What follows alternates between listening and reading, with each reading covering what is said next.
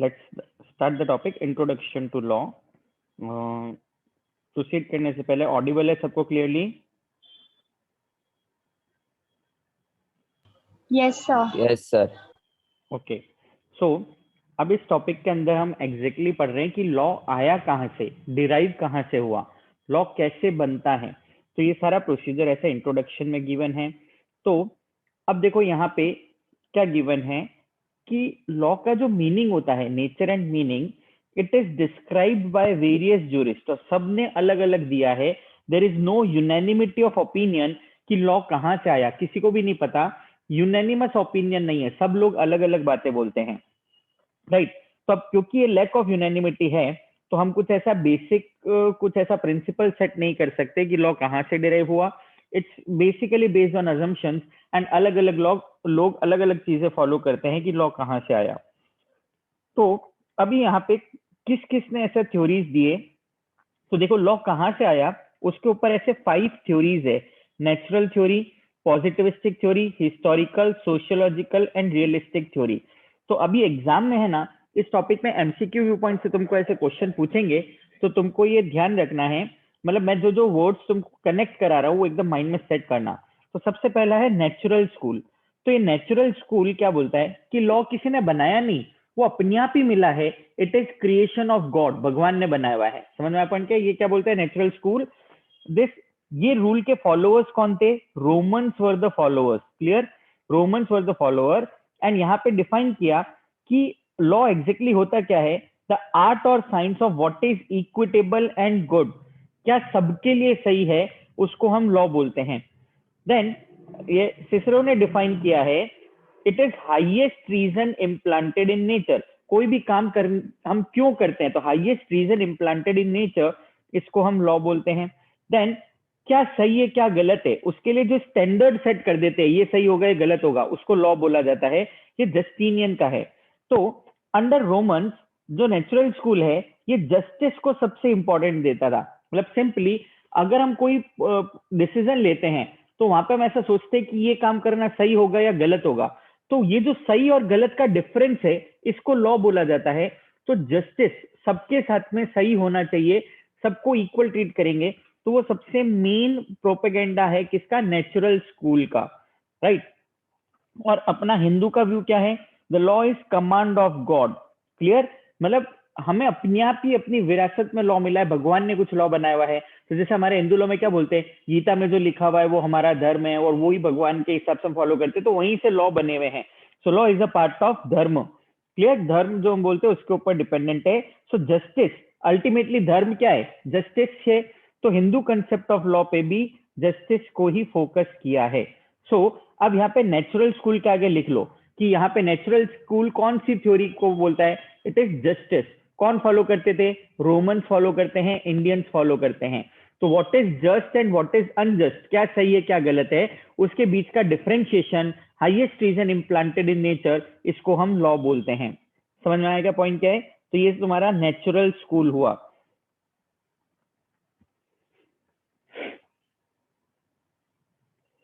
Then उसके बाद में सेकंड जो अपना थ्योरी आता है वो आता है पॉजिटिविस्टिक डेफिनेशन ऑफ लॉ।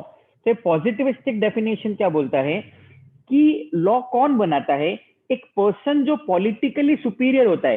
जैसे हम बोलते हैं एक एरिया में एक राजा है, तो राजा जो बोलेगा प्रजा को वही मानना है। सो जो पर्सन पॉलिटिकली सुपीरियर होता है वो लॉ बनाता है। जैसे अपने इंडिया में भी हम देखें तो गवर्नमेंट लॉ बनाता है, पर्सन इज पॉलिटिकली सुपीरियर वो लॉ बनाता है, बाकी सबको उसको फॉलो करना है। तो देखो पहले वाला जो पॉइंट था वो भी सही लग रहा था, सेकंड वाला पॉइंट भी सही लग रहा है। तो कोई यूनैनिमिटी ऑफ ओपिनियन तो है ही नहीं, सब लोग अलग अलग बोलते हैं। तो it is aggregate of rules set by the man who is politically superior, यानी जिसके पास में पावर है वो लॉ बनाएगा एंड बाकी सबको उसको फॉलो करना है। So it is command of the sovereign. So again positivistic के आगे क्या लिखोगे? It is command of sovereign. जो पर्सन सुपीरियर है वो लॉ बनाएगा एंड बाकी लोगों को उसको फॉलो करना है। तो ये पॉजिटिविस्टिक थ्योरी का कंसेप्ट है। क्लियर? सो अभी पॉजिटिविस्टिक थ्योरी में 3 एलिमेंट हो गए, command, duty and sanction. Command, duty and sanction. तो जो पर्सन पॉलिटिकली सुपीरियर वो कमांड करेगा, उसका ड्यूटी है वो सबका ध्यान रखे, एंड बाकी पब्लिक भी उसको एक्सेप्ट करना चाहिए कि भाई ये हमारे लिए लॉ बनाएगा। तो सैंक्शन, 3 इंपॉर्टेंट एलिमेंट है। Command, duty and sanction. Clear? So ये जो पॉजिटिविस्टिक थ्योरी है, इसको प्योर थ्योरी ऑफ लॉ भी बोलते हैं। ये लॉ क्या है? एक नॉर्मेटिव साइंस है। नॉर्मेटिव साइंस में हम ऐसा पढ़ते हैं, व्हाट ऑट टू बी, क्या होना चाहिए और क्या है। Clear? Ought and is, ought मतलब क्या होना चाहिए, एंड इज मतलब क्या है। क्लियर? तो अब यहाँ पे बोलते हैं कि कैल्सन के हिसाब से ये जितने भी लॉ है ना, ये डिराइव होते हैं from the ultimate norm called the grand norm. मतलब कोई तो एक सुपीरियर ग्रैंड नॉर्म से, जिसके अंदर से सारे नॉर्म्स आते हैं। तो देखो, हम अपने इंडिया में लिंक करें तो बहुत सारे छोटे छोटे एक्ट है, एंड ये सारे एक्ट कहाँ से निकले हुए हैं? कॉन्स्टिट्यूशन से निकले हुए हैं। तो constitution is the grand norm, and उसके अंदर बहुत सारे ऐसे वेरियस एक्ट्स बने हुए हैं। सो पर्सन जो पॉलिटिकल सुपीरियर है वो बनाएगा। नॉर्मेटिव साइंस से कोई एक मेन प्रिंसिपल होगा जिसको हम ग्रैंड नॉर्म बोलेंगे, एंड सारे लॉ उसके अंदर होते हैं, कोई भी ग्रैंड नॉर्म के ऊपर नहीं हो सकता लॉ। तो ये हमारा पॉजिटिविस्टिक थ्योरी हो गया। समझ में आया क्या सबको? यहाँ तक दोनों थ्योरी समझ में आया क्या? प्लीज कमेंट करके बताओ।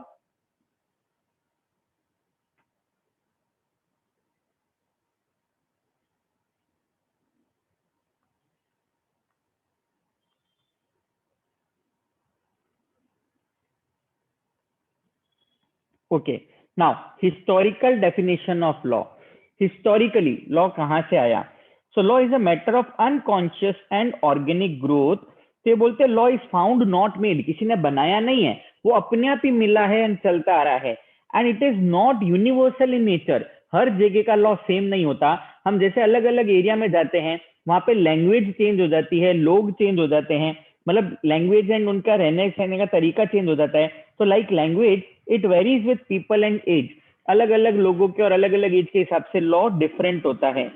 Custom not only precedes legislation but is superior to it. Law से भी ऊपर हमारे कस्टम्स है।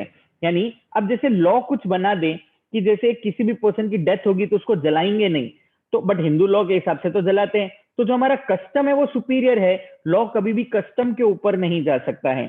सो ये हिस्टोरिकल डेफिनेशन है, ये अपने आप एक प्रथा चलती आ रही है एंड हम उसको फॉलो करते हैं, वो लॉ हो गया। सो मेरा पॉइंट क्या? तो it is common consciousness of the people. लोगों को जो लगा उन्होंने किया एंड वही हम फॉलो करते जा रहे हैं। तो इट इज ऑटोमेटिकली फाउंड, किसी ने भी बनाया नहीं है, लॉ अपने आप मिला हुआ है। राइट? तो ये हमारा थर्ड थ्योरी था। देन फोर्थ थ्योरी है सोशियोलॉजिकल। सोशियोलॉजिकल डेफिनेशन यानी सोसाइटी, सोसाइटी मतलब पब्लिक। सो अब यहाँ पे सोशियोलॉजिकल डेफिनेशन क्या बोलता है कि कोई भी पर्सन, मतलब एक स्टेट को अपने सोसाइटी को कंट्रोल करने के लिए जो भी प्रोविजंस बनाते हैं, जहां पे ज्यादा से ज्यादा लोगों का वेलफेयर हो, सोसाइटी का वेलफेयर हो, तो उसको हम लॉ बोलेंगे। So in this definition it is treated as only one means of social control, and law का पर्पस एक ही होता है कि सोशल पर्पस को सर्व करना है, यानी सोशली लोगों को हमें सर्व करना है, ये हमारा पर्पस है। सो पब्लिक वेलफेयर के लिए हमें जो डिसीजन लेना पड़े उसको हम लॉ बोलेंगे, and it is coercive in character. बाकी सबको जबरदस्ती मानना पड़ेगा, क्योंकि हमने जो डिसीजन लिया है पब्लिक वेलफेयर के लिए है, तो हो सकता है किसी एक के साथ गलत हो रहा है, बट जनरल पब्लिक के साथ सही हो रहा है, मतलब वो सही होगा। तो सोशियोलॉजिकल डेफिनेशन किस पे जाता है? भाई लॉ पब्लिक वेलफेयर के लिए बनाएंगे, then it is coercive in character, हम जबरदस्ती फॉलो कराते हैं लोगों से, एंड हमारा मेन ऑब्जेक्टिव यही है कि सोसाइटी का वेलफेयर हो, सोशल कंट्रोल रहना चाहिए। ये सोशियोलॉजिकल डेफिनेशन हो गया। राइट? सो देखो, अभी तक नेचुरल थ्योरी, भगवान ने बनाया, जस्टिस, क्या सही क्या गलत, नेचुरली। देन पॉजिटिविस्टिक थ्योरी, तो पर्सन जो पॉलिटिकल सुपीरियर है वो बनाएगा, दैट इज पॉजिटिविस्टिक थ्योरी। वो वहां पे मतलब पॉजिटिविस्टिक थ्योरी में जो पर्सन पॉलिटिकली सुपीरियर लॉ बनाएगा, बाकी सबको फॉलो करना है। एंड यहाँ पे हम बोलते हैं अल्टीमेट ग्रैंड नॉर्म होता है, उसमें से सारे नॉर्म्स अलग अलग एक्ट डिसाइड होते हैं, एंड इसमें तीन होता है। मतलब जैसे नेचुरल थ्योरी में justice is the main element, तो यहाँ पे एलिमेंट क्या थे पॉजिटिव थ्योरी में? Command, duty and sanction. Then उसके बाद थर्ड आया था हिस्टोरिकल डेफिनेशन, वो बोलता है कि लॉ किसी ने बनाया नहीं, लॉ अपने आप ही मिला था, एंड जो फॉलो होते आ रहे कस्टम्स को बहुत प्रायोरिटी मिलता है, तो जो कस्टम है वो सुपीरियर होता है, लॉ से भी ऊपर होता है। सोशियोलॉजिकल डेफिनेशन, पब्लिक वेलफेयर के लिए जो करना है वो लॉ है, हम वो कोर्सिव इन करेक्टर हो सकता है, सबको फॉलो कराएंगे, क्योंकि हमें अल्टीमेटली सोशल कंट्रोल चाहिए, सोसाइटी कंट्रोल चाहिए, इसके लिए हम लॉ बनाते हैं। तो ये सोशियोलॉजिकल डेफिनेशन हो गया। देन रियलिस्टिक डेफिनेशन क्या बोलता है कि देखो, जो पॉलिटिकली पॉजिटिविस्टिक थ्योरी था एंड सोशियोलॉजिकल थ्योरी था, इन दोनों का मिक्सचर इज रियलिस्टिक थ्योरी। मतलब अब रियलिस्टिक थ्योरी क्या बोलता है, पब्लिक वेलफेयर के लिए वो पर्सन जो पॉलिटिकली सुपीरियर है वो जो लॉ बनाएगा वो सबको फॉलो करना है। बट वो जो पर्सन पॉलिटिकली सुपीरियर है वो भी लॉ किसके लिए बना रहा है, पब्लिक वेलफेयर के लिए बना रहा है। सो पब्लिक वेलफेयर कौन सी थ्योरी का था, सोशियोलॉजिकल थ्योरी का। एंड पर्सन जो पॉलिटिकल सुपीरियर है वो कौन सी थ्योरी था, पॉजिटिविस्टिक थ्योरी था। तो रियलिस्टिक डेफिनेशन इन दोनों का मिक्सचर हो गया। समझ में आया पॉइंट क्या है। सो रियलिस्टिक में हम क्या बोलते हैं, it pre spouses A state की कोई तो ऐसा पर्सन है जो पॉलिटिकल सुपीरियर है जिसको हम गवर्नमेंट बोलेंगे, जो लोगों को कंट्रोल करेगा। एंड वो स्टेट जो होगा लॉ बनाएगा एंड पब्लिक उसको सैंक्शन करेगा। देन रूल इफेक्टिव होती है क्योंकि पब्लिक जब तक उसको फॉलो नहीं करे तब तक वो लॉ बन नहीं सकता है। And it is made for some purpose, कोई ना कोई रीजन के लिए हमने लॉ बनाया है। समझ में आया पॉइंट क्या है। तो ये रियलिस्टिक थ्योरी हो गया। यहाँ पे रियलिस्टिक क्या लिख लो, it is combination of positivistic plus sociological theory, इन दोनों का मिक्सचर है। क्लियर। सो पर्सन जो पॉलिटिकली सुपीरियर है वो लॉ बनाएगा जनरल पब्लिक वेलफेयर के लिए। यहां तक समझ में आया कि सबको पॉइंट।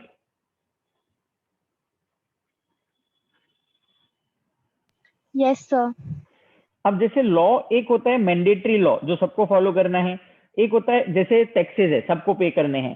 प्रोहिबिटिव लॉ किसी को कुछ काम नहीं करना है, जैसे तुम ये गन नहीं रख सकते, तुम कोई वेपन अपने पास नहीं रख सकते। और एक होता है परमिसिव लॉ कि तुम कुछ काम कर सकते हो। तो हम कोई भी लॉ को तीन कैटेगरी में डिवाइड कर देते हैं, मैंडेटरी जो सबको फॉलो करना है, प्रोहिबिटिव कुछ ऐसा लॉ जो तुमको काम करने नहीं देगा, एंड परमिसिव लॉ मतलब जो तुम्हें काम करना अलाउ करता है। तो तीन टाइप के लॉ बनते हैं। सो अगर कोई पर्सन लॉ को डिसओबीडियंट करता है, फॉलो नहीं करता है, तो उसको डैमेजेस पे करना पड़ेगा। Clear. If he fails to complete his मतलब ऑब्लिगेशंस, तो हमें लॉ में क्या करना है, उस डिसओबीडियंस को प्रिवेंट करना है, उसको पनिश करना है, ताकि दूसरे लोग उसको देखें एंड वो लॉ फॉलो करने लग जाएं। तो हमको कोई वे में उसको एडमिनिस्टर करना पड़ता है। कोई पर्सन लॉ फॉलो नहीं करेगा तो हम उसको पनिशमेंट देंगे। पनिशमेंट क्यों देते हैं, ताकि दूसरे लोग उसको फॉलो करने लग जाए पनिशमेंट देख के, या वो पर्सन फिर से अपनी मिस्टेक को रिपीट ना करे। क्लियर। सो देखो टोटल कौन कौन सी थ्योरीज है लॉ की, नेचुरल थ्योरी हुई, then positivistic theory, historical theory, sociological and realistic. Natural theory कौन फॉलो करता था, फटाफट बताओ। रोमन्स एंड हिंदूज फॉलो करते थे। नेचुरल थ्योरी में मेन एलिमेंट क्या था, justice was the main element, क्या सही है क्या गलत है उस पर फोकस होता था। देन पॉजिटिविस्टिक थ्योरी, वहां पे मेन एलिमेंट क्या है, कमांड, ड्यूटी और सैंक्शन। एंड वो थ्योरी क्या बोलता है, पर्सन जो पॉलिटिकली सुपीरियर है वो लॉ बनाएगा, बाकी सब उसको फॉलो करेंगे। राइट। एंड अल्टीमेटली सारे नॉर्म से ग्रैंड नॉर्म से डिराइव होते हैं। देन हिस्टोरिकल डेफिनेशन बोलता है law is found not made, किसी ने बनाया नहीं है, वो अपने आप मिला है। तो over the period of time जो चल रहा है, कस्टम्स चल रहा है, उसको ज्यादा प्रायोरिटी मिलेगा, वो लॉ से भी सुपीरियर होता है। सोशियोलॉजिकल डेफिनेशन, सोसाइटी के लिए यानी पब्लिक वेलफेयर के लिए जो भी डिसीजन लेना पड़े हम उसको लॉ बोलेंगे। अल्टीमेट ऑब्जेक्टिव है ज्यादा से ज्यादा लोगों का बेनिफिट होना चाहिए। Then realistic, realistic theory is a combination of positivistic and sociological theory.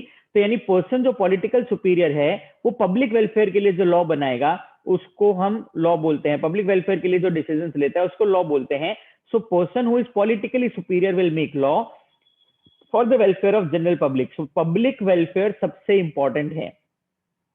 So in realistic theory हम ऐसा प्री सपोज करते हैं कि कोई तो स्टेट है, कोई गवर्नमेंट है जो पब्लिक वेलफेयर के लिए काम करेगा।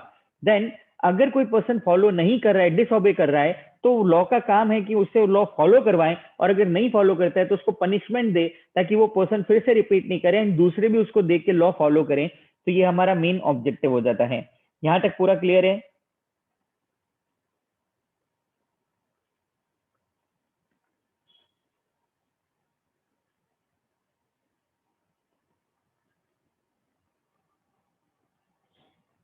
नाउ सिग्निफिकेंस ऑफ लॉ, तो मुझे बताओ फटाफट, लॉ सेम रहता है कहीं पे भी जाएंगे या अलग अलग होता है? अलग अलग। अलग अलग होता है। सो हम ऐसा बोलेंगे law is not static. Law static नहीं, स्टैटिक मतलब जो फिक्स है वैसा की वैसा ही रहेगा, बल्कि लॉ डायनामिक इन नेचर है। हम जैसे जैसे अलग कंट्रीज में जाएंगे, अलग लोगों के बीच में जाएंगे, लैंग्वेज चेंज हो जाती है, तो वैसे लॉ भी चेंज हो जाता है। So at given point of time अलग अलग लॉज हो सकते हैं सेम मैटर के लिए अलग अलग एरिया में।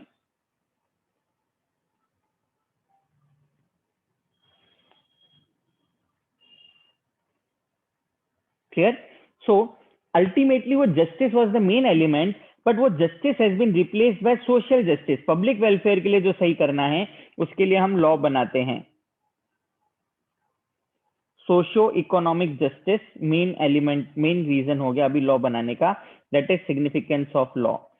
अब हम देखते हैं सोर्सेज ऑफ इंडियन लॉ। हमारा इंडियन लॉ कहाँ कहाँ से आया, व्हाट आर द सोर्सेज। तो अब देखो इंडियन लॉ के सोर्सेज क्या है, तुम्हारे हिसाब से लॉ कहाँ से आया।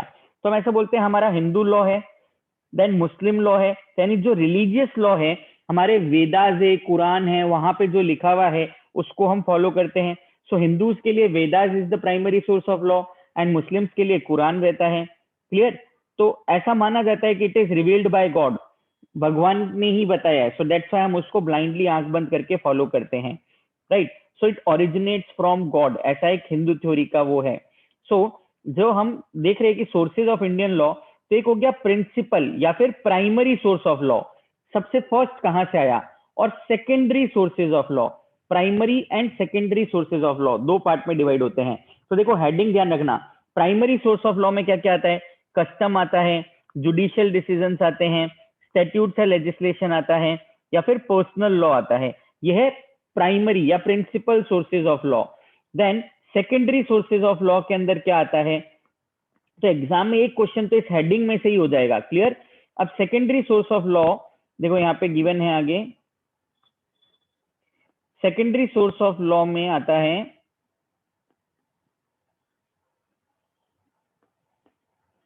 Justice, equity and good concise. English law यानी ब्रिटिशर्स आए उनके लॉ को हमने कॉपी कर लिया। देन उसके बाद में मर्केंटाइल और कॉमर्शियल लॉ, ये सारे सेकेंडरी सोर्सेज है। क्लियर। हम देखेंगे बाद में क्या है। तो अभी हम सबसे पहले देख रहे हैं प्राइमरी सोर्सेज ऑफ लॉ क्या होता है, यानी ओरिजिनली लॉ कहां से डिराइव हुआ। तो प्राइमरी सोर्स में क्या क्या आता है, सबसे फर्स्ट है custom. Over the period of time जो लोग फॉलो करते आ रहे हैं उसको हम कस्टम बोलते हैं, and that is the primary source of law, right. तो कस्टम क्या होता है, तो custom is the most ancient sources of all law.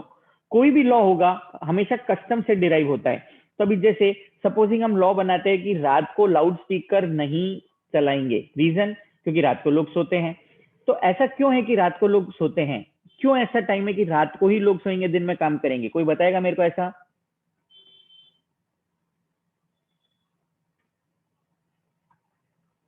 ऐसा नहीं हो सकता क्या कि रात को काम करे और दिन में सोए। तो देखो एक सर रात कस्टम को है। अंधेरा रहता है ना। यस, कस्टम है क्योंकि पहले के टाइम पे से इलेक्ट्रिसिटी और नहीं होता था। So what people used to do during daylight they used to work and at night they used to rest. So therefore ऐसा एक कस्टम बन गया। सो दैट्स व्हाई हमारे जो भी लॉ है वो इसी को फोकस करते हैं कि हम रात को सोते हैं दिन में काम करते हैं। सो कस्टम एक एंशिएंट सोर्स ऑफ लॉ है, राइट।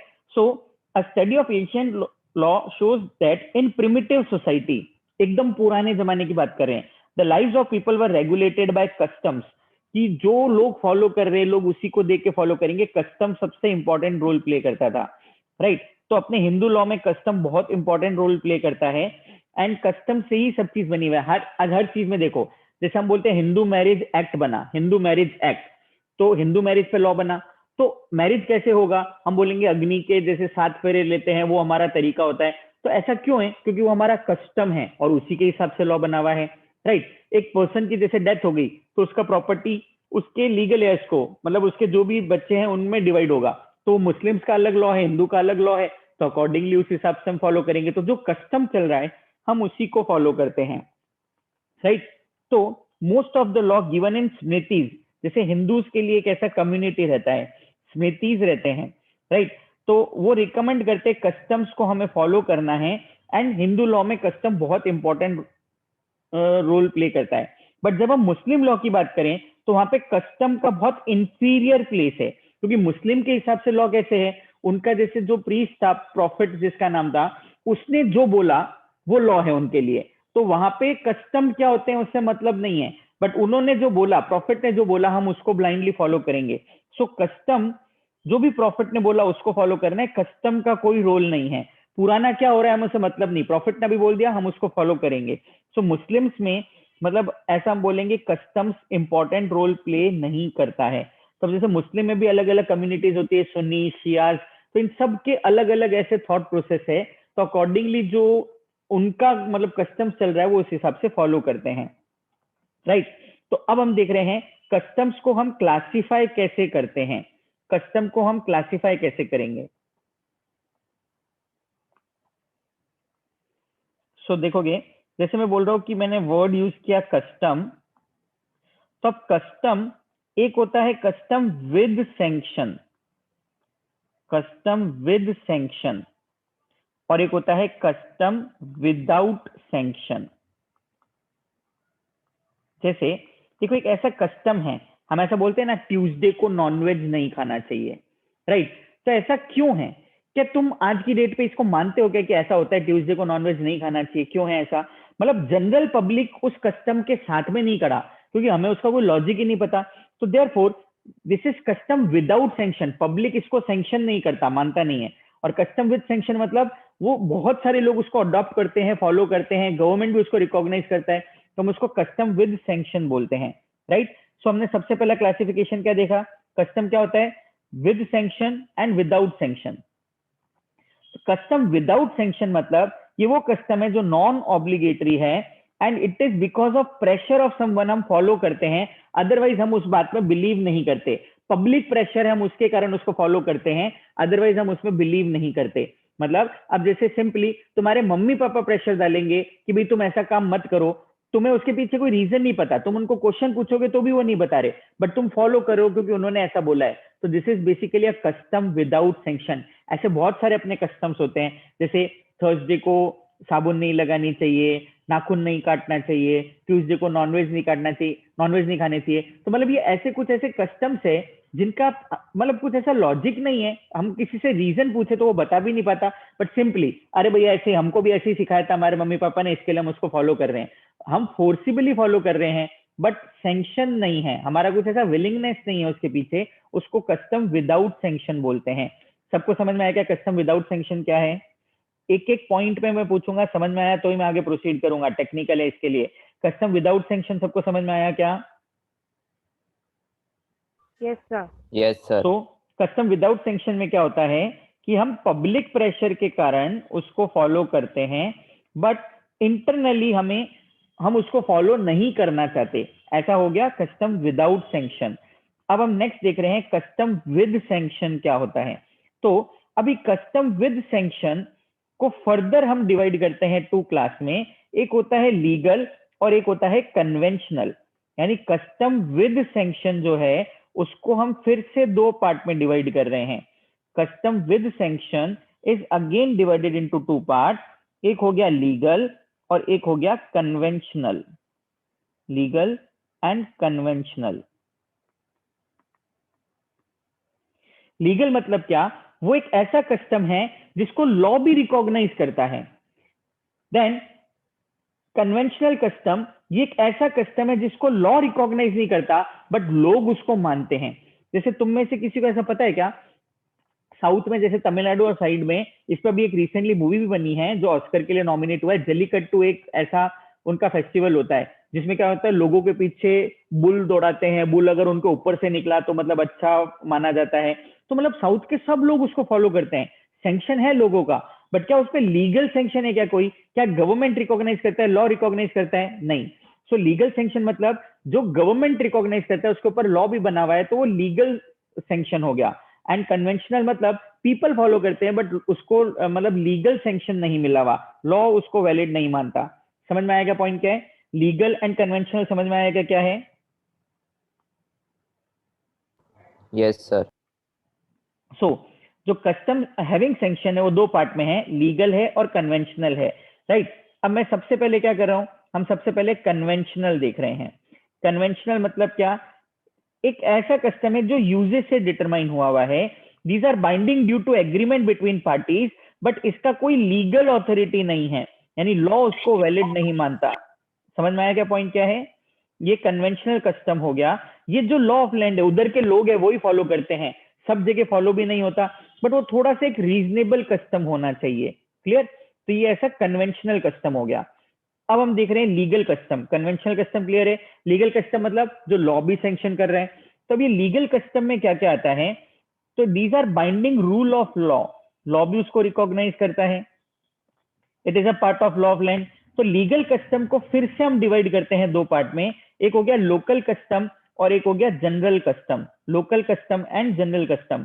यानी लीगल कस्टम जो है ये फर्दर दो पार्ट में डिवाइड है, एक हो गया लोकल कस्टम और एक हो गया जनरल कस्टम,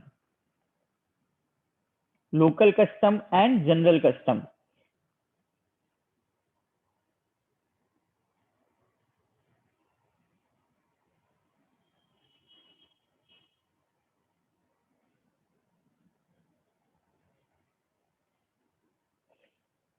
ठीक है, local custom and legal custom दो पार्ट में होता है, लोकल एंड जनरल। सो देखो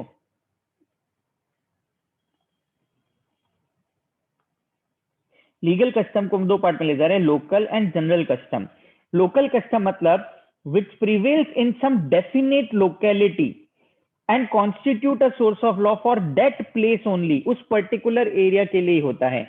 but there are certain sects और communities which take their custom with them wherever they go. So therefore local custom को भी हम दो पार्ट में डिवाइड करते हैं, लोकल कस्टम को भी दो पार्ट में डिवाइड करते हैं, एक है जोग्राफिकल लोकल कस्टम और एक है पर्सनल लोकल कस्टम। सो देखो फिर से क्लासिफिकेशन में ऐसा चेंज आ रहा है, लोकल कस्टम को भी हम दो पार्ट में डिवाइड करते हैं, एक तो होता है geographical local custom, geographical local custom, and second हो गया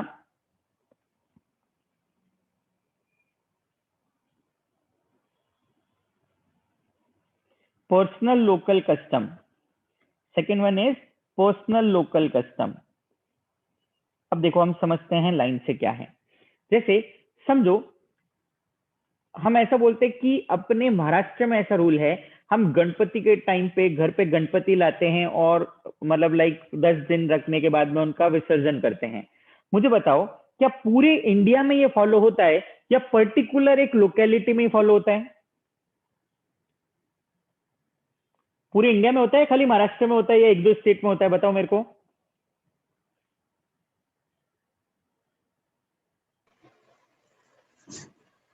महाराष्ट्र में बहुत ज्यादा होता है। बाकी हार्डली कोई स्टेट में होता है, महाराष्ट्र में ही होता है। आज तुम मतलब लाइक मध्य प्रदेश में जाओगे, राजस्थान में जाओगे, हिमाचल प्रदेश में जाओगे, वहां पे ऐसा कस्टम थोड़ी होता है गणपति वाला कोई, ये खाली महाराष्ट्र, कर्नाटका और वहां पे नियर बाय वहीं पे होता है। तो ये जोग्राफिकल कस्टम मतलब एक पर्टिकुलर एरिया का है। जोग्राफिकल हम किसको बोलते हैं? जोग्राफी मीन्स एक particular area, particular area, but उस एरिया में जो भी लोग हैं वो उसको फॉलो करेंगे। तो अब मैं बोलूं महाराष्ट्र में चाहे मराठी हो, गुजराती हो, सब लोग लेके आते हैं गणपति। सो हम ऐसा बोलेंगे डिफरेंट कम्युनिटी के लोग होंगे ना, डिफरेंट कम्युनिटी के लोग, बट वो पर्टिकुलर एरिया में ले रहे हैं तो वो उसको फॉलो करेंगे। सो लोकल जोग्राफिकल कस्टम क्या हुआ? एक ऐसा कस्टम जो एक पर्टिकुलर एरिया के लोग फॉलो करते हैं, बट वो चाहे कोई भी सेक्टर, कोई भी कम्युनिटी के होंगे, वो फॉलो करेंगे। वेयर पर्सनल कस्टम क्या होता है? पर्सनल कस्टम मतलब सेम कम्युनिटी के लोग फॉलो करते हैं, सेम कम्युनिटी के लोग फॉलो करते हैं, भले ही वो किसी भी एरिया में हो। सो देखो यहाँ पे मेन डिफरेंस यही है, यहाँ पे एरिया सेम है, कम्युनिटी डिफरेंट है। मेरे यहाँ पे कम्युनिटी सेम, जैसे मैं फॉर एग्जांपल देखते हैं कि हम जैसे करवा चौथ का व्रत देखते हैं तो पंजाबी कम्युनिटी बहुत ज्यादा फॉलो करता है, सेम कम्युनिटी। अब वो चाहे पंजाब में रह रहा है, महाराष्ट्र में रह रहा है, यूके में रह रहा है, यूएस में रह रहा है, बट वो अपने कस्टम को फॉलो करेंगे, चाहे वो कोई भी एरिया में रहे, बट वो अपने कस्टम को फॉलो करेंगे क्योंकि ये उनका पर्सनल कस्टम है, पर्सनल लोकल कस्टम है। समझ में आया कि सबको पॉइंट क्या है? सो अब देखो जनरल कस्टम, अब जैसे हम बोलते हैं दिवाली है, तो चाहे कोई भी कम्युनिटी, डिफरेंट एरिया के लोग, डिफरेंट कम्युनिटी के लोग उसको फॉलो करते हैं। सो यहाँ पे क्या है, भले डिफरेंट एरिया के हैं, भले डिफरेंट कम्युनिटी के हैं, एवरीवन फॉलोज दैट कस्टम, तो हम उसको जनरल कस्टम बोलते हैं। मतलब थ्रू आउट लोग उसको फॉलो करेंगे, then it is termed as general custom. समझ में आया क्या सबको? फिर से क्लासिफिकेशन देखते हैं। सो देखो हमने क्या देखा, कस्टम को हम दो पार्ट में क्लासिफाई करते हैं, एक होता है कस्टम विद सैंक्शन और एक होता है custom without sanction. Without sanction मतलब लोग उसको जबरदस्ती प्रेशर में फॉलो कर रहे हैं, ऐसा कुछ भी सर्टेन रीजन नहीं है लोगों के पास उसको फॉलो करने का, बस just because of public pressure वो उसको फॉलो करते हैं, तो उसको हम कस्टम विदाउट सैंक्शन बोलते हैं। जिसका मैंने तुमको एग्जाम्पल क्या दिया, ट्यूसडे को नॉनवेज नहीं खाना, थर्सडे को साबुन नहीं लगाना, ऐसे सब इलॉजिकल जैसी चीजें हैं, but since over the period of time लोग इसको फॉलो कर रहे हैं तो हम भी उसको फॉलो करते हैं। देन कस्टम विद सैंक्शन मतलब पब्लिक उसको मानता है। अब हो सकता है कि वो जो विद सैंक्शन है लॉफुली भी वो वैलिड हो, लीगली भी हम उसको मानते हैं। तो एक जिसको लीगल सैंक्शन मिला हुआ है और एक जिसको पब्लिक का सैंक्शन मिला हुआ है बट लॉफुली वो सैंक्शन नहीं है। तो यहाँ पे कन्वेंशनल में मैंने क्या एग्जांपल दिया था तुमको, जैसे मैंने तुमको जलीकट्टू का एग्जांपल दिया था, या झारखंड में एक पर्टिकुलर एरिया है वहां पे लोग एक दूसरे पे पत्थर मारते हैं, जिसको पत्थर लग गया वो लकी होगा, उसका पूरा साल अच्छा जाएगा, ऐसा। तो वो कन्वेंशनल कस्टम है। पब्लिक जो उस एरिया में पब्लिक है उनका मतलब उन्होंने सैंक्शन किया हुआ है कि यस ऐसा होता है, बट उसका लॉफुली कोई सैंक्शन नहीं है। सो हम उसको कन्वेंशनल कस्टम बोलते हैं। लीगल कस्टम क्या है, जिसको लॉ भी सैंक्शन करता है कि यस ऐसा होता है। तो अब लीगल कस्टम दो टाइप के होते हैं, एक लोकल कस्टम होता है, एक जनरल कस्टम होता है। जनरल कस्टम मतलब कोई भी कम्युनिटी के लोग हो, कोई भी एरिया में हो, वो उसको फॉलो करेंगे, तो ये जनरल कस्टम हो गया। वेयर लोकल कस्टम हम फिर से दो पार्ट में क्लासिफाई करते हैं, एक होता है जोग्राफिकल कस्टम और एक होता है personal custom.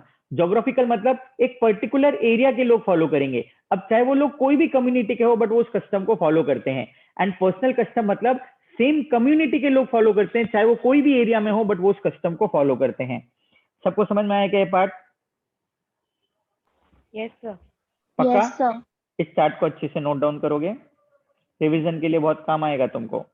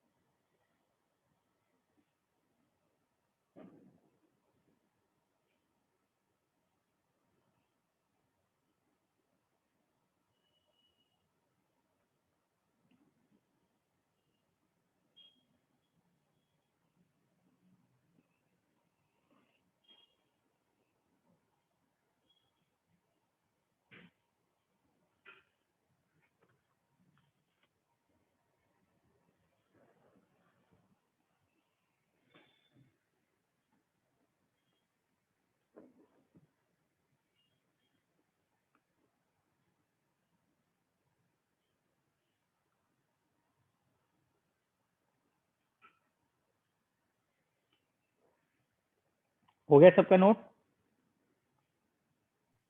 Yes, sir.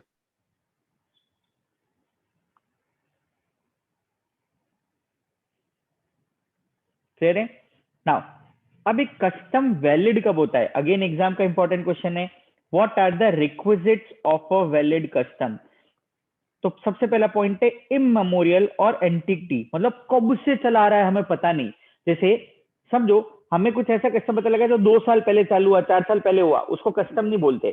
Custom इममेमोरियल होता है, मतलब आज से 100 साल पहले, 200 साल पहले, 500 साल पहले भी लोग उसको फॉलो करते थे, कब से चला आ रहा है हमको पता नहीं, इममेमोरियल होता है। एंटीक।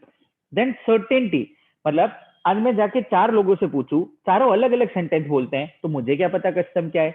तो सर्टेनिटी मतलब इट मस्ट बी डेफिनेट, सब लोग उसी तरीके से डिफाइन करते हैं, तो हम उसको कस्टम बोलेंगे। क्लियर? सर्टेन होना चाहिए। देन रीजनेबलनेस, मतलब there should be some reasonability, ऐसा क्यों हो रहा है, कुछ तो लॉजिकल रीजन होना चाहिए, देन हम उसको फॉलो करते हैं, तो कस्टम रीजनेबल होना चाहिए।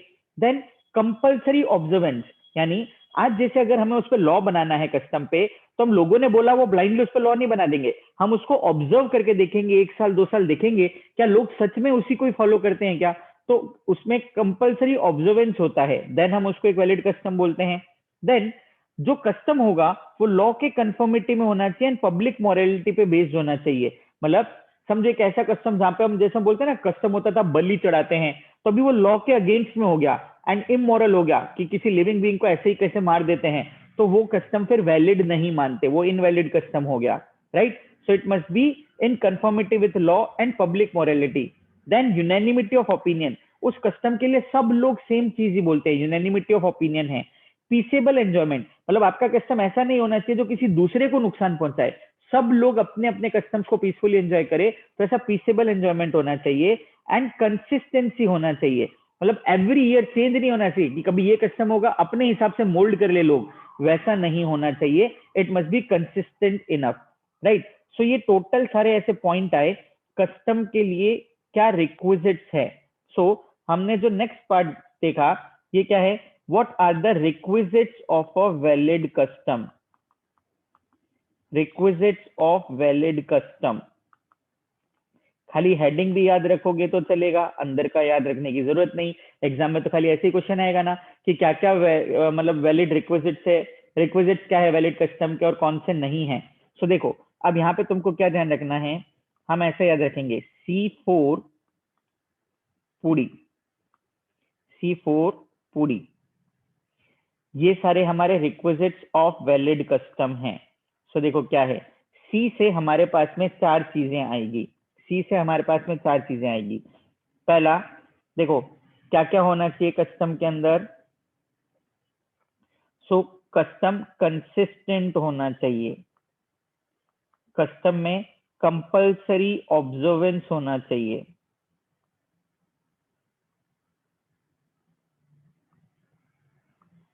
कस्टम कंसिस्टेंट होना चाहिए, वहां पे कंपल्सरी ऑब्जर्वेंस होना चाहिए। Then it must be in conformity with law, custom must be in conformity with law, law के अगेंस्ट में नहीं होना चाहिए, conformity with law and public moral. Then उसके बाद में फोर्थ हम ऐसा बोलेंगे सर्टेन होना चाहिए, सर्टेनिटी होना चाहिए कस्टम में, राइट। तो ये 4 तो हो गए हमारे सी के पॉइंट। फिर है पी, पी मतलब कस्टम में there must be peaceable enjoyment, clear, peaceful होना चाहिए।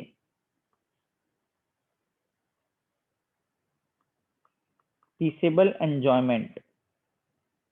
Then U, U is unanimity of opinion, सब लोग सेम ही बोलते हैं, यूनैनिमिटी ऑफ ओपिनियन होना चाहिए। देन आर, कस्टम रीजनेबल होना चाहिए। एंड देन लास्ट में आई जो कि हमारा फर्स्ट पॉइंट था, कस्टम इममेमोरियल होना चाहिए, कब से फॉलो हो रहा है हमें नहीं पता, क्लियर, कस्टम इममेमोरियल होना चाहिए, एंटीक होना चाहिए, क्लियर। अगेन फिर से नोट कर लोगे क्या क्या रिक्विजिट्स है वैलिड कस्टम के।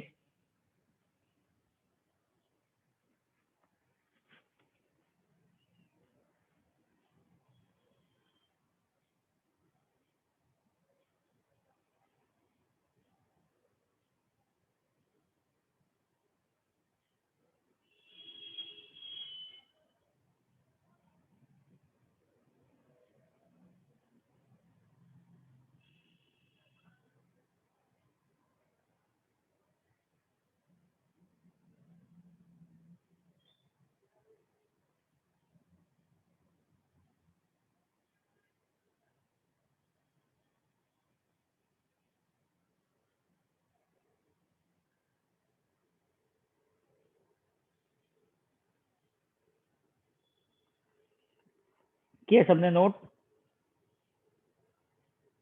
Yes, sir.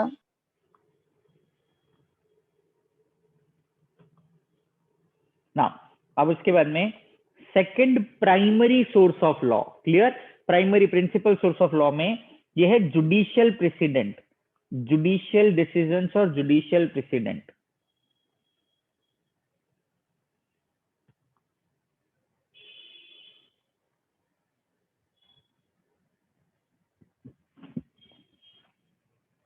अब देखो जैसे ए और बी में कुछ डिस्प्यूट होता है एंड समझो ये अपने एरिया के डिस्ट्रिक्ट कोर्ट के पास गए, ठीक है ना, उस मैटर में कोर्ट ने डिसीजन दिया कि बी सही होगा, सी और डी में डिस्प्यूट हुआ, सेम टॉपिक पे सी और डी में डिस्प्यूट हुआ।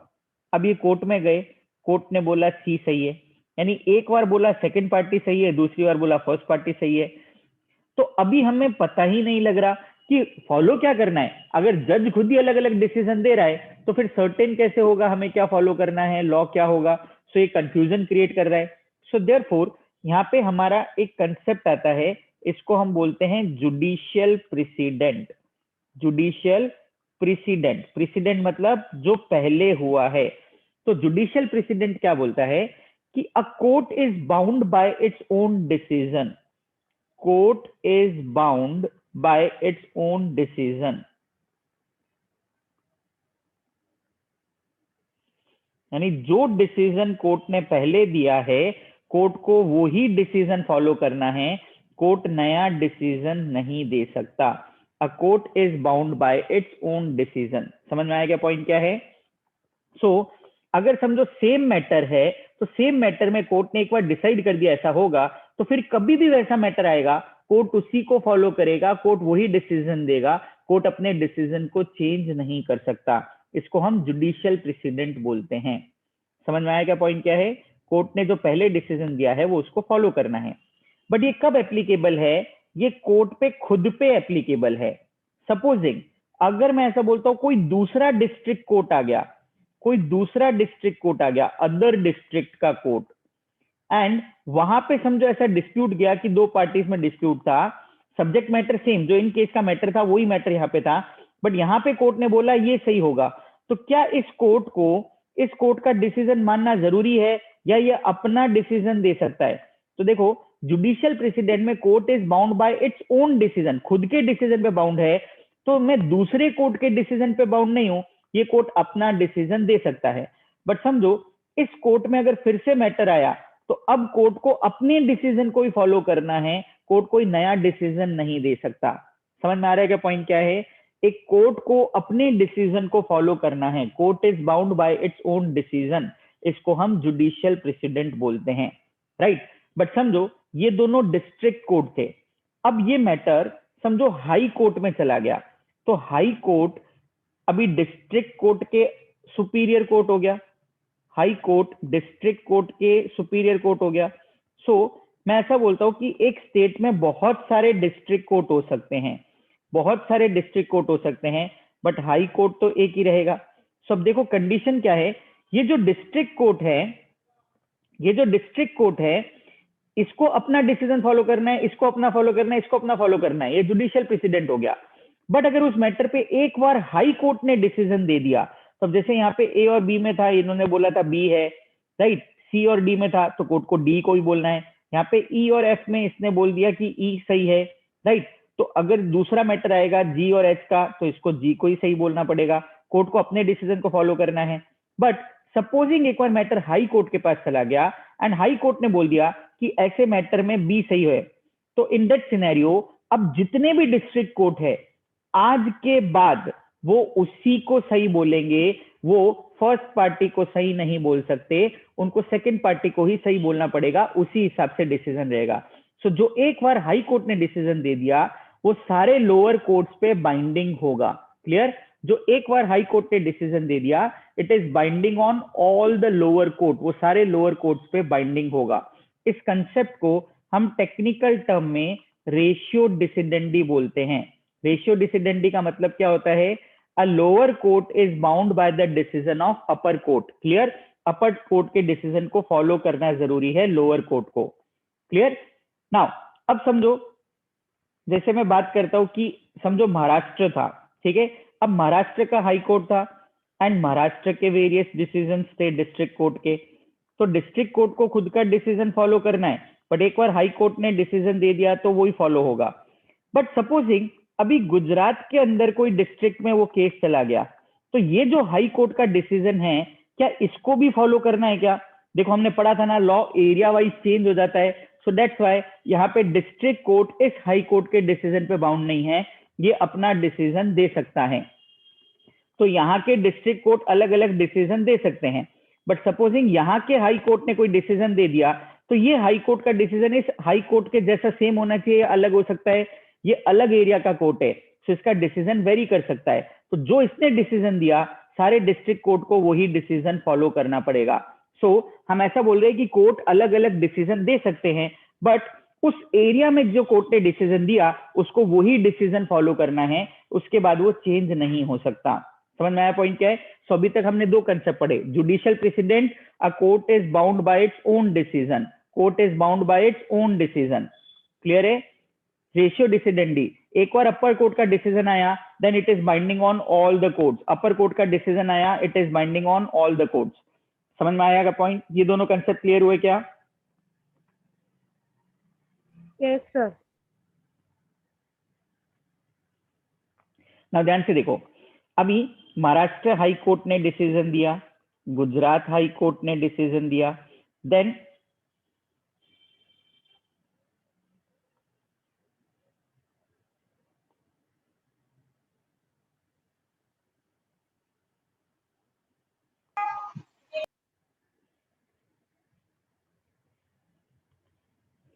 देखो महाराष्ट्र हाई कोर्ट ने डिसीजन दिया, देन हम ऐसा बोलते हैं गुजरात हाई कोर्ट ने डिसीजन दिया, समझो राजस्थान हाई कोर्ट ने कोई डिसीजन दिया। तो इन सब ने बोला कि फर्स्ट पार्टी जो होगा ना वो सही होता है। जब भी डिस्प्यूट है फर्स्ट पार्टी सही है। तो अभी समझो एक मैटर गया तमिलनाडु हाई कोर्ट के पास में, तो जब बहुत सारे कोर्ट उस डिसीजन को फॉलो कर रहे हैं तो तमिलनाडु कोर्ट को भी वही डिसीजन फॉलो करना चाहिए। कंपल्शन नहीं है बट उसे फॉलो करना चाहिए। इस कंसेप्ट को हम बोलते हैं डॉक्ट्राइन ऑफ स्टेयर डिसाइसिस। क्या बोलेंगे इसको? Doctrine of stare decisis. देखो स्टेयर वर्ड का मतलब क्या होता है? घूरना। तो हम देख रहे हो सब लोग वही कर रहे हैं तो हम भी वही काम करेंगे। This is doctrine of stare decisis. एक ऐसा डिसीजन जो सब फॉलो कर रहे हैं तो हम भी वही डिसीजन फॉलो करेंगे, फिर नया डिसीजन नहीं देंगे। बट क्या है doctrine of stare decisis court पे कंपल्शन है या कोर्ट कोई और डिसीजन भी दे सकता है? बताओ मेरे को, कंपल्शन है या कोर्ट नया डिसीजन दे सकता है? Not compulsion. कंपल्सन नहीं है, it is persuasive. It is not compulsory कि कोर्ट को वही मानना है। कोर्ट अगर चाहे तो कुछ और डिसीजन दे सकता है। बट जब इतने सारे लोगों ने एक चीज सेटल करी है तो जो चीज सेटल हुई है उसको अनसेटल क्यों करे? हम भी उसी को फॉलो करेंगे। इसको हम डॉक्ट्रिन ऑफ स्टेयर डिसाइसिस बोलते हैं। यहां तक समझ में आया क्या पॉइंट क्या है? Yes, sir.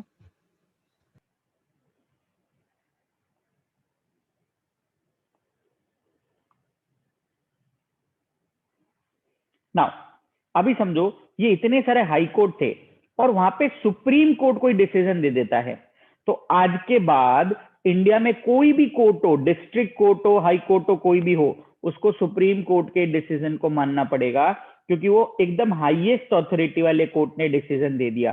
सो मुझे बताओ यहाँ पे कौन सा रूल अप्लाई होगा? एक हाई कोर्ट को सुप्रीम कोर्ट का डिसीजन मानना है, कौन सा प्रोविजन अप्लाई होगा? जुडिशियल प्रेसिडेंट होगा, स्टेयर डिसाइसिस होगा या रेशियो डिसिडेंडी होगा? रेशियो डिसीजन दी। क्योंकि अपर कोर्ट ने डिसीजन दिया है वो लोअर कोर्ट को फॉलो करना है। बहुत सारे हाई कोर्ट ने कोई डिसीजन दिया है तो एक नए हाई कोर्ट को भी वही डिसीजन फॉलो करना चाहिए। कौन सा प्रिंसिपल फॉलो होगा? जुडिशियल प्रेसिडेंट या stare decisis? Stare decisis. Clear? Now अब समझो कोई एक हाई कोर्ट ने डिसीजन दिया, तो हाई कोर्ट ने जो डिसीजन दिया पहले मैटर में, तो दूसरे मैटर में, तीसरे मैटर में वो सेम डिसीजन फॉलो होना चाहिए। इस कंसेप्ट को क्या बोलेंगे? Judicial precedent. Judicial president. हमने 3 टर्म सीखे। अब देखो एक और टर्म है जिसको हम बोलते हैं ऑबिटर डिक्टा। ऑबिटर डिक्टा। अब ये क्या रहता है? समझो कोई मैटर पे लॉ बना हुआ नहीं है तो वहां पे मतलब जो अपर कोर्ट है, हाई कोर्ट या सुप्रीम कोर्ट, कोई एक प्रिंसिपल सेट कर देते हैं and that principle is to be followed by lower court. कब तक? जब तक उस मैटर पे कोई एक्ट नहीं आ जाता, यानी जब तक लॉ नहीं बन जाता तुमको ये फॉलो करना चाहिए। यानी कोर्ट एक गाइडलाइन इशू कर देता है कि आपको कैसे फॉलो करना है उस चीज को। A guideline is issued. तो इसको हम बोलते हैं ऑबिटर डिक्टा।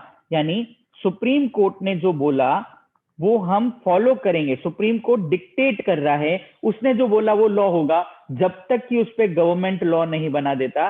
सुप्रीम कोर्ट जो बोल रहा है हमको वो फॉलो करना है। This is obiter dicta. समझा क्या पॉइंट?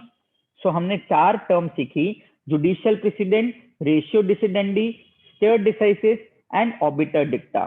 ठीक है? अब इससे रिलेटेड सम देखो पॉइंट क्या है। जैसे हम हाई कोर्ट में जाते हैं तो ऐसा हो सकता है हाई कोर्ट में एक ही जज डिसीजन दे रहा है। हाई कोर्ट में एक ही जज डिसीजन दे रहा है। कभी ऐसा होता है हाई कोर्ट में 2 जज बैठ के हमारा केस सुनेंगे। सब ये 2 जज जब बैठते हैं इसको हम डिविजनल बेंच बोलते हैं। क्या बोलेंगे इसको? डिविजनल बेंच ने डिसीजन दिया है। तो कभी भी ऐसा वर्डिंग आएगा डिविजनल बेंच ने डिसीजन दिया है, मतलब कितने जज ने मिलकर डिसीजन दिया है, 2 जज ने मिलकर डिसीजन दिया है। और समझो कोई मैटर में 3 या 3 से ज्यादा जज बैठते हैं, 3 या 3 से ज्यादा जज बैठते हैं, तो उसको हम फुल बेंच बोलते हैं। फुल बेंच ने डिसीजन दिया है, 3 या 3 से ज्यादा जज बैठते हैं। अपने हाईएस्ट जज जो बैठ सकते हैं ना, दैट इज 13 मैक्सिमम है। 13 कुछ केसेस में 11 बिठाते हैं, कुछ केसेस में 7 बिठाते हैं। अभी तुम अयोध्या वाला केस देखोगे, वहां पे 5 जज ने मिलकर डिसीजन दिया था, तो हम बोलेंगे डिसीजन फुल बेंच ने दिया है।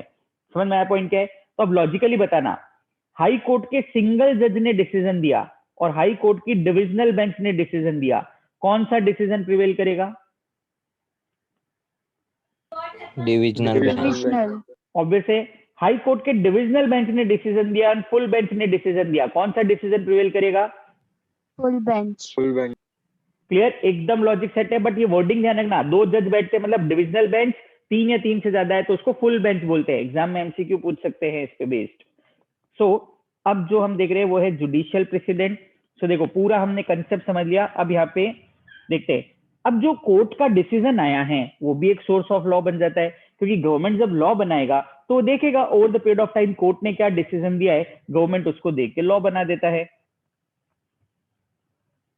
क्लियर? नाउ अभी ये इंग्लैंड में, दूसरी कंट्रीज में ऐसा सिस्टम फॉलो होता है। एक कोर्ट का ऐसा डिसीजन जो बहुत सारे सिमिलर केसेस में फॉलो हुआ है उसको हम स्टेयर डिसाइसिस बोलते हैं। क्लियर? बहुत सारे केसेस में फॉलो हुआ है उसको हम स्टेयर डिसाइसिस बोलते हैं।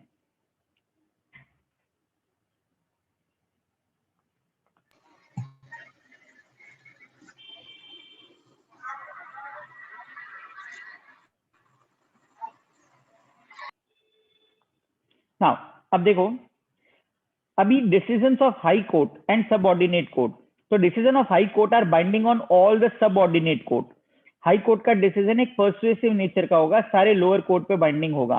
बट अगर हाई कोर्ट के डिसीजन में कॉन्फ्लिक्ट है तो इन दैट केस हम क्या बोलेंगे कि जो डिविजनल बेंच का है वो सिंगल पे प्रिवेल करेगा, जो फुल बेंच का है वो डिविजनल पे प्रिवेल करेगा। बट समझो 2 को इक्वल बेंचेस है, पहला डिसीजन भी डिविजनल बेंच ने दिया, दूसरा भी डिविजनल बेंच ने दिया, तो हम किसको फॉलो करेंगे?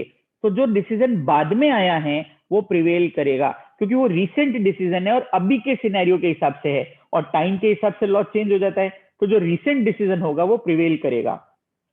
सो हाई कोर्ट की सेम बेंच ने, मतलब सेम नंबर ऑफ जज ने अगर कॉन्फ्लिक्टिंग डिसीजन दे दिए तो जो रिसेंट डिसीजन आया है वो प्रिवेल करेगा। क्लियर? सिंगल जज को स्मॉलेस्ट बेंच बोला जाता है, 2 जज वाले को हम डिविजनल बेंच बोलते हैं, 3 और मोर जज वाले को हम फुल बेंच बोलते हैं। क्लियर? डिविजनल बेंच का डिसीजन बाइंडिंग होगा स्मॉलर बेंच पे।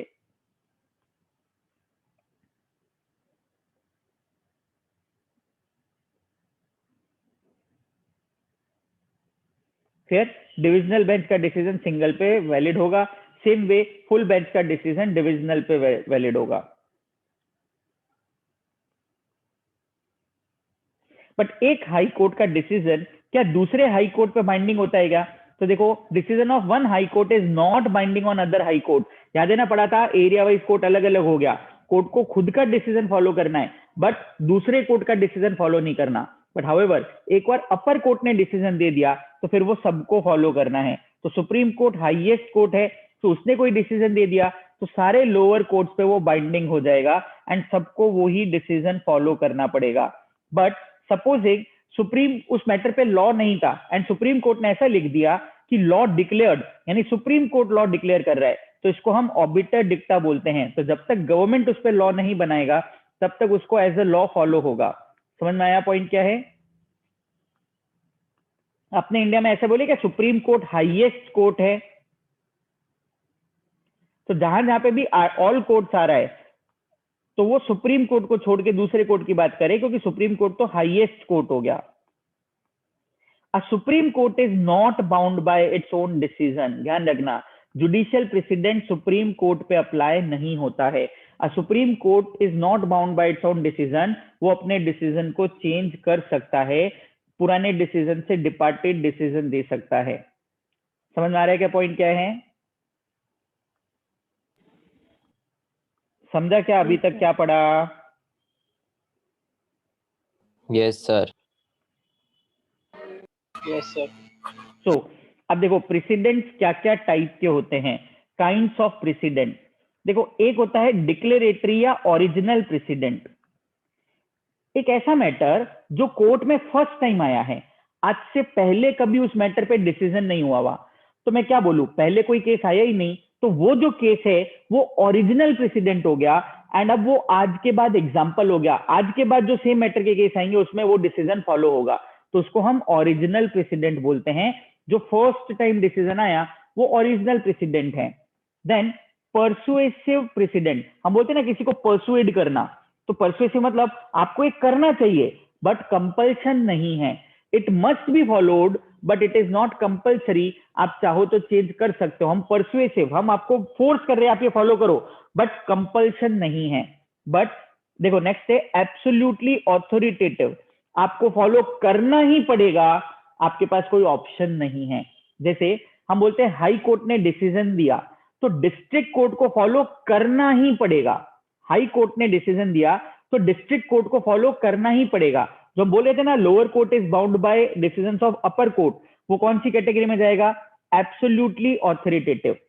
नाउ सुनो, हमने जो पढ़ा था स्टेट डिसाइसिस, बहुत सारे हाई कोर्ट ने डिसीजन दिया, तो अभी एक नए हाई कोर्ट को वही डिसीजन देना पड़ेगा या देना चाहिए। इट इज परसुएसिव प्रेसिडेंट, कि आपको वैसा ही डिसीजन देना चाहिए जो बहुत सारे कोर्ट फॉलो कर रहे हैं, वो परसुएसिव है बट कंपल्शन नहीं है।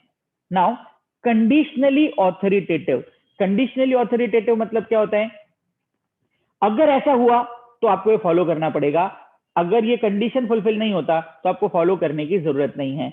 मतलब कंडीशनली ऑथोरिटेटिव है, अगर कंडीशन मैच हुआ then you have to follow, तुम्हारे पास में ऑप्शन नहीं है। बट अगर कंडीशन फुलफिल नहीं हो रहा तो तुम कोई और डिसीजन दे सकते हो, उसको कंडीशनली ऑथोरिटेटिव बोलते हैं। समझ में आया? फिर से रिपीट करो, प्रेसिडेंट 4 टाइप के होते हैं। क्या क्या हुआ, ओरिजिनल जो फर्स्ट टाइम आया, परसुएसिव जो हमें करना चाहिए, एब्सोल्युटली ऑथोरिटेटिव करना ही पड़ेगा, कंडीशनली ऑथोरिटेटिव कंडीशन हुआ तो करना ही पड़ेगा, अदरवाइज फॉलो करने की जरूरत नहीं है। कंसेप्ट समझा गया क्या है? Yes sir. So we are Yes, sir. Linking back. मुझे बताओ judicial precedent, judicial precedent meaning क्या था? जुडिशियल प्रेसिडेंट मीनिंग क्या था? A court is bound by its own decision. जजेस Own by its own decision. ठीक है, कौन सी कैटेगरी में आएगा, परसुएसिव या एब्सोल्युटली ऑथोरिटेटिव या conditionally authoritative?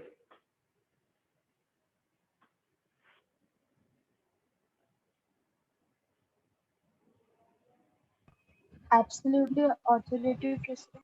Yes, absolutely authoritative, क्योंकि वो कोर्ट को करना ही पड़ेगा, ऑप्शन नहीं है। लाइक रेशियो डिसिडेंडी, रेशियो डिसिडेंडी क्या मीनिंग था? A lower court is bound bye decision of upper court, कौन सी कैटेगरी में आएगा? Absolutely absolute absolutely authoritative. ठीक है, स्टेट डिसाइसिस, बहुत सारे कोर्ट ने जो फॉलो किया है वही फॉलो करना है, कौन सी कैटेगरी में आएगा? persuasive. देन ऑबिटर डिक्टा, ऑबिटर डिक्टा क्या होगा? ओरिजिनल, अरे हाँ, कोर्ट, सुप्रीम कोर्ट ने कोई लॉ बनाया है तो सुप्रीम कोर्ट ने कोई कंडीशन सेट किए हैं, अगर ये कंडीशन होगा तो आपको यही फॉलो करना पड़ेगा, सुप्रीम कोर्ट ने लॉ बनाया है, ये कंडीशनली ऑथोरिटेटिव की कैटेगरी में जाता है। क्लियर है यहां तक? Yes. Yes, sir. सो अब देखो यहाँ पे ये सब डिफाइन है। स्टेयर डिसाइसिस मतलब क्या? स्टेयर मतलब मैंने क्या बताया था, घूरना।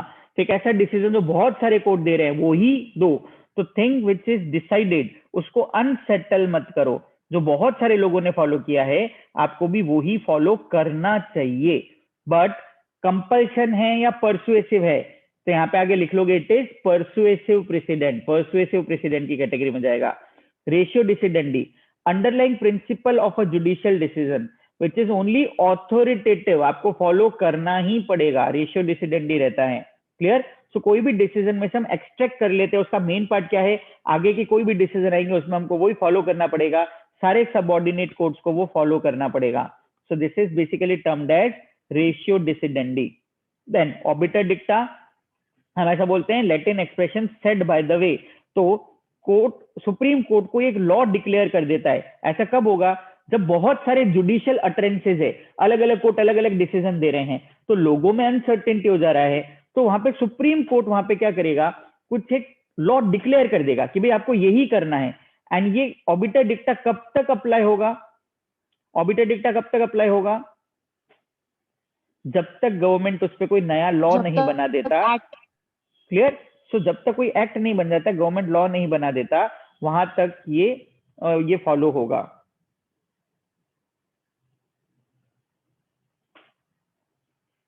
यहां तक क्लियर है सबको? Yes sir. फिर है स्टैट्यूट और लेजिस्लेशन, मतलब कोई दूसरे स्टैट्यूट से लॉ बनता है। तो जैसे हम बोलते हैं कि हमने सेल्स ऑफ गुड एक्ट बनाया, तो सेल्स ऑफ गुड एक्ट में दो पार्टी के बीच में कॉन्ट्रैक्ट होता है, तो हमने कॉन्ट्रैक्ट एक्ट के सर्टेन प्रोविजंस देके सेल्स ऑफ गुड एक्ट में भी डाले, तो ये क्या हो गया? Legislation is source of another legislation, एक लॉ से दूसरा लॉ बनता है, राइट? तो कोई भी, जैसे हम बोलते हैं जुस स्क्रिप्टम, स्क्रिप्ट है मतलब लिखा हुआ लॉ है, राइट? स्क्रिप्ट मतलब लिखा हुआ होता है ना, तो लिखा हुआ लॉ है। With the customary law jus non scriptum मतलब जो लिखा हुआ नहीं है, अनरिटन लॉ है, राइट? तो कौन सा लॉ प्रिवेल करता है? जो रिटन लॉ है उस पर देख के हम दूसरे लॉ बनाते हैं। तो अपने इंडिया में ये जो सुप्रीम पावर है किसका है? कॉन्स्टिट्यूशन का है। तो कोई भी लॉ बनेगा ना, वो कॉन्स्टिट्यूशन में से डिराइव होगा, कोई भी लॉ कॉन्स्टिट्यूशन के अगेंस्ट में नहीं जा सकता है।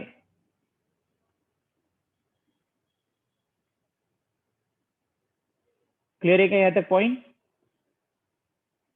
सो अपने इंडिया में पार्लियामेंट सबसे ऊपर का अथॉरिटी है, कोई भी एक्ट बनता है तो लोकसभा राज्यसभा में पास होगा, parliament is the utmost authority. देखो ऐसा सिंपल प्रोसीजर क्यों फॉलो होता है? देखो कोई लॉ बनाना है, हम बोले जनरल पब्लिक का कंसेंट लो तो बहुत डिफिकल्ट हो जाएगा। तो अभी क्या करते हैं, देखो हमारे इलेक्शंस होते हैं, तो जैसे हमारी एरिया में से हमने एक रिप्रेजेंटेटिव को सेलेक्ट किया, वो रिप्रेजेंटेटिव जाके लोकसभा में बैठेगा, हमारा रिप्रेजेंटेटिव है, representative of the people, right? तो ऐसे अलग अलग एरिया से रिप्रेजेंटेटिव गए एंड वो रिप्रेजेंटेटिव हम लोगों को रिप्रेजेंट कर रहे हैं, राइट?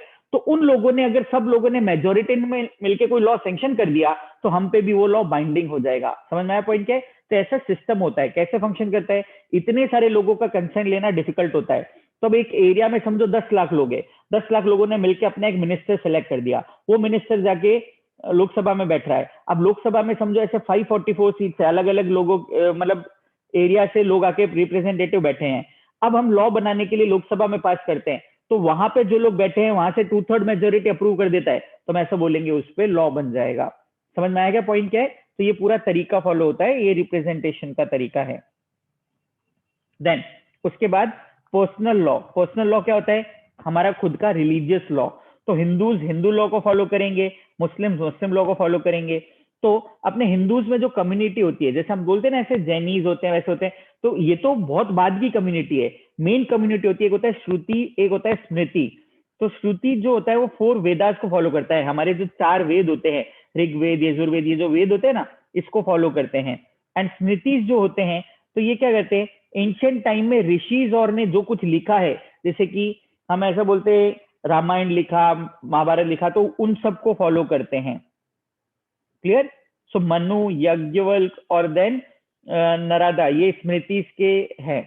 तो हिंदू में 2 पार्ट हो गए, श्रुतिज जो कि वेदास फॉलो करते हैं, स्मृतिज जो हम ऐसे बोलते हैं ना प्रीस्ट और ने जो बोला है, जो भी साधु महात्मा और ने बोला है, ऋषिज और ने बोला है, उसको फॉलो करते हैं। सो अब हमारे इनहेरिटेंस, सक्सेशन, मैरिज, अडॉप्शन, इन सब केसेस में हिंदू लॉ फॉलो होता है। अब मुस्लिम्स का वैसे क्या होता है? कुरान होता है, तो कुरान में जो लिखा हुआ है वो उसको फॉलो करते हैं। बट मुस्लिम्स में भी अलग अलग कम्युनिटीज होती है, तो वहां पे कुरान में क्या लिखा हुआ है? जो प्रॉफिट मोहम्मद ने बोला वो कुरान में लिखा हुआ है, सब लोग उसको फॉलो करते हैं। तो अब इनकी अलग अलग कम्युनिटीज क्या होती है? एक होती है इजमाज। इजमाज क्या करते हैं? जो प्रॉफिट के कंपेनियन है और उसके जो डिसिप्लिन थे उसको फॉलो करते हैं। फिर कियाज होते हैं, ये रीजनिंग लेते हैं, अगर वो सही लगेगा तो फॉलो करेंगे, नहीं तो फॉलो नहीं करते। तो ऐसे अलग अलग शिया, सूफी ऐसे अलग होते हैं, तो मुस्लिम लॉ के भी अलग अलग रहता है। सो ये जो पार्ट मैंने देखा ऊपर ऊपर से तुमको बताया, it is not that relevant for exam. देखो एग्जाम में सबसे ज्यादा हेडिंग तुमको ध्यान रखनी है, उसी पे बेस्ड क्वेश्चन हो जाएंगे बहुत सारे। क्लियर? तो ये सारे पर्सनल लॉ रिलेटेड पार्ट था। ये जो हमने पढ़ा ये सारा क्या था? प्राइमरी लॉ रिलेटेड पार्ट था। यहाँ तक का सबको समझ में आया क्या पार्ट? हाँ सर। Yes, पक्का sir. क्लियर? तुम लोग हाँ. अच्छे से एक बार डिटेल में रीडिंग कर देना। एंड मतलब मैं एक्सट्रीमली सॉरी, मेरे को पता नहीं था ये टॉपिक पेंडिंग था, नहीं तो मैं पहले ही कवर अप करा देता। बट इस टॉपिक के अंदर है ना तुम्हारे इंपॉर्टेंट क्वेश्चन है, एग्जाम में 2-3 क्वेश्चन यहाँ से आ जाते हैं। सो मुझे चाहिए तुम यहाँ तक एकदम अच्छे से रीड कर लो, तो जो भी डाउट होगा मैं नेक्स्ट सेक्शन में सॉल्व करता हूँ। और ये सेकेंडरी लॉ से अपन कल कवर अप करते, कल ये तुम्हारा टॉपिक फिनिश हो जाएगा। क्लियर? ज्यादा टाइम नहीं लगेगा, हाफ एन आवर 1 आवर का लेक्चर और रहेगा। हाँ सर। चलो यहाँ तक अच्छे से रीड कर लेना। एंड जो जो चीज मार्क करने को बोली, जैसे नेचुरल के फॉलोअर्स कौन थे? रोमन थे, हिंदू थे, justice was the main element, positivity में क्या, पॉजिटिविस्टिक थ्योरी में क्या था, जो पीपल जो सोवरेन पॉलिटिकली सुपीरियर होगा वो लॉ बनाएगा, बाकी सबको फॉलो करना है। देन उसके बाद में वहां पे 3 थे, command, duty, sanction, Grand norms, normative norms, वो सब वर्ड्स पे फोकस करना। देन हिस्टोरिकल डेफिनेशन, मतलब अपने आप मिला है, किसी ने बनाया नहीं है, कस्टम्स जो है उसके बेसिस पे लॉ रहता है। सोशियोलॉजिकल पब्लिक वेलफेयर पे होगा। रियलिस्टिक पॉजिटिविस्टिक एंड सोशियोलॉजी का कॉम्बिनेशन हो गया। तो क्यों लॉ बना, कस्टम्स क्या है, कस्टम क्या क्या टाइप के होते हैं, उसका क्लासिफिकेशन क्या है, रिक्विजिट्स ऑफ वैलिड कस्टम क्या है, जुडिशियल प्रेसिडेंट्स कैसे रहते हैं, statute, legislation and personal law, हमने ये पार्ट देखा है। तो अब एग्जाम में ऐसा क्वेश्चन आएगा, which of the following is a primary source of law, which of the following is not a primary source of law. तो तुमको वहां पे दे देंगे, जैसे कस्टम दे दिया, स्टैट्यूट दे दिया, जुडिशियल प्रेसिडेंट दे दिए, एंड उसके बाद फॉरेन लॉ दे दिया। तो फॉरेन लॉ सेकेंडरी सोर्स में आता है, वो प्राइमरी सोर्स में नहीं आता है। तो इस टाइप से हेडिंग्स में तुमको ध्यान रखना है। समझा पार्ट यहाँ तक सबको क्लियर? Yes sir. चलो कंटिन्यू करते हैं नेक्स्ट सेक्शन में।